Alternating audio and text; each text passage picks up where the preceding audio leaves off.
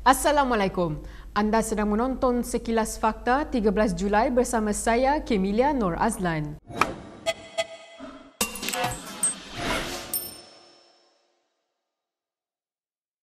Cara PAS mengurus isu jawatan TPM tidak ubah seperti pendekatan parti itu ketika menjawab kegagalan pindaan Akta 355.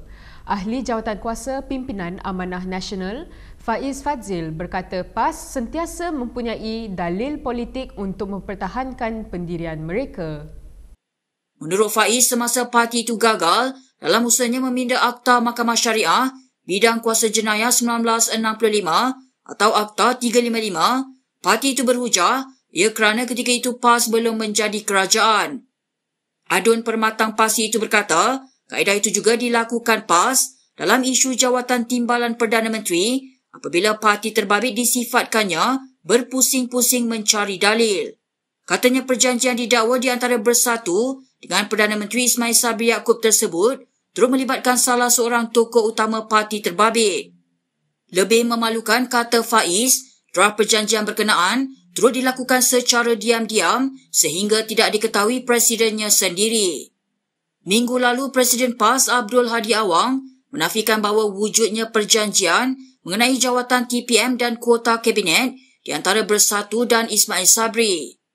Bagaimanapun semalam, Setiausaha Agung PAS Taqiyuddin Hassan mengakui bahawa dia merupakan individu yang bertanggungjawab merangka draft perjanjian berkenaan atas kapasiti Menteri Undang-Undang sebelum ini. Jabatan Pendaftaran Pertubuhan ROS belum mengeluarkan sebarang surat berhubung status permohonan pindaan perlembagaan UMNO. Hamzah Zainuddin berkata walaupun dia merupakan menteri yang bertanggungjawab, namun sebarang keputusan ditentukan ROS sendiri. Sebab saya sebagai menteri dalam negeri hanya apabila ada perkara rayuan, itu you boleh tanya saya. Sebab rayuan mesti dilakukan kepada Menteri Dalam Negeri. Itu rayuan. Tapi ini bab application asal kan. Jadi saya tak tahulah.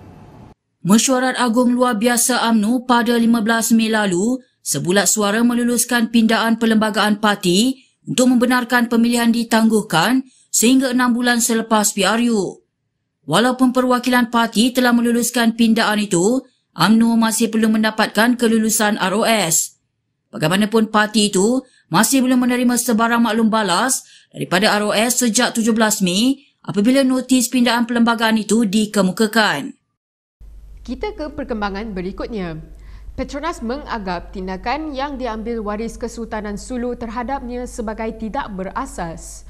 Syarikat Petroleum Malaysia itu menegaskan pihaknya akan mempertahankan kedudukannya dari segi undang-undang berhubung perkara itu.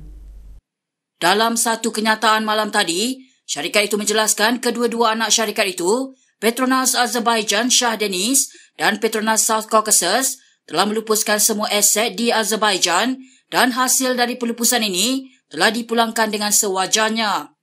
Kenyataan itu merujuk kepada laporan Financial Times semalam yang melaporkan waris Kesultanan Sulu merampas dua anak syarikat Petronas yang diperbadankan di Luxembourg dengan nilai dilaporkan mencecah lebih $2 bilion.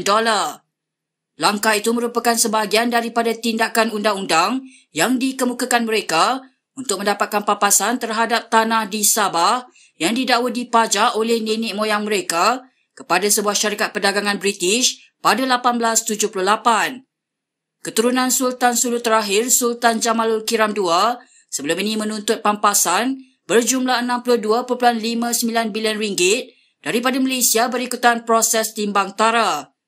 Proses timbang tara itu dimulakan sebagai tindak balas ke atas Malaysia yang memotong pembayaran pajakan tahunan sebanyak RM5,300 kepada Kesultanan Sulu pada 2013. Malaysia berhenti membayar pajakan tahunan itu berikutan pencerobohan bersenjata di Lahad Datu.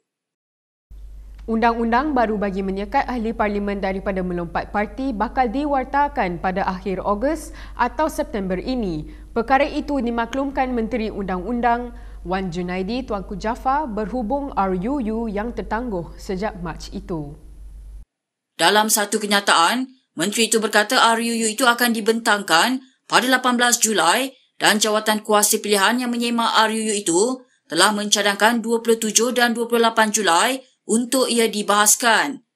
Sekiranya undang-undang itu melalui kedua-dua Dewan Rakyat dan Negara dengan lancar, kerajaan boleh mendapatkan perkenan daripada Yang di-Pertuan Agong di antara 11 dan 26 Ogos. Pewartaan undang-undang itu kemudian boleh dibuat di antara 29 Ogos hingga 2 September ini, kata Wan Junaidi. Perdana Menteri Ismail Sabri Yaakob sebelum ini menyatakan komitmennya untuk memperkenalkan RUU Anti Lompat Parti dan Wan Junaidi telah dipertanggungjawabkan untuk menyediakannya. Akta itu sepatutnya digubal semasa mesyuarat persidangan pertama Dewan Rakyat tahun ini, namun tarikh akhir itu luput pada 24 Mac. Untuk rekod setakat ini, terdapat 39 ahli parlimen yang telah melompat parti sejak pilihan raya umum 2018.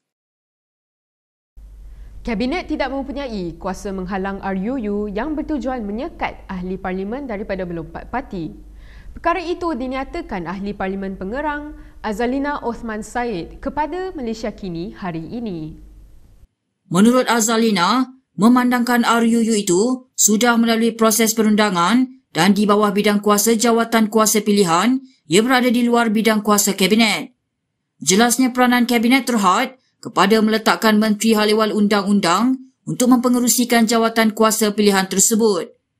Tambahnya, orang ramai boleh menjangkakan satu RUU yang telah disemak dan dirangka dengan teliti untuk dibentangkan di Dewan Rakyat mulai 18 Julai ini. Dalam pada itu, bekas timbalan speaker itu berkata, Perdana Menteri Ismail Sabri Yaakob harus dipuji kerana memulakan jawatan kuasa pilihan yang melibatkan dui partisan. Sambil menyifatkan langkah itu sebagai jalan ke hadapan, Azalina berkata jawatan kuasa pilihan tersebut sangat penting untuk perbincangan yang kondusif dan membina di kalangan ahli parlimen. Ini kerana menurutnya, semua pihak yang terlibat akan mempunyai rasa pemilikan dalam proses penggubalan rang undang-undang itu. Berita seterusnya.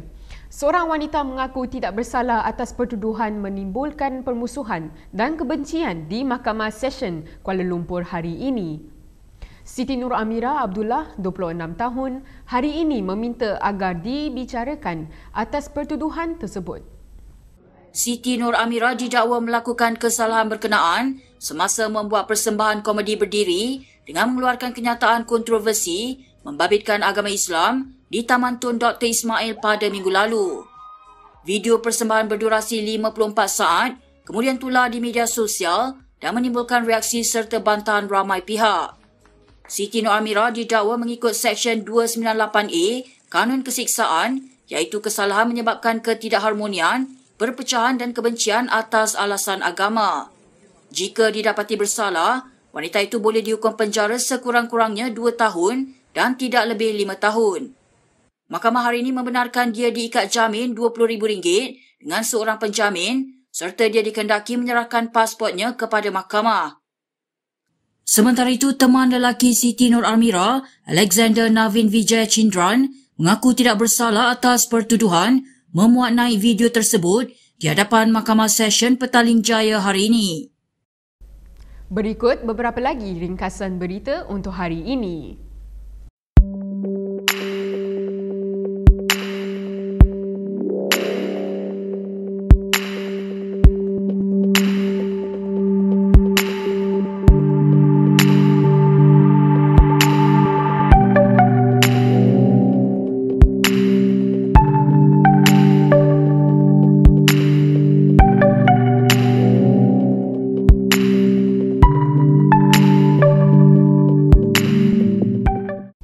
Sekian sahaja daripada saya, Kemilia Nur Azlan untuk Sekilas Fakta. Untuk lebih banyak berita, anda boleh melayari kinitv.com. Anda juga boleh mengikuti kami di Instagram, Twitter, YouTube dan Facebook. Salam hormat dan jumpa lagi.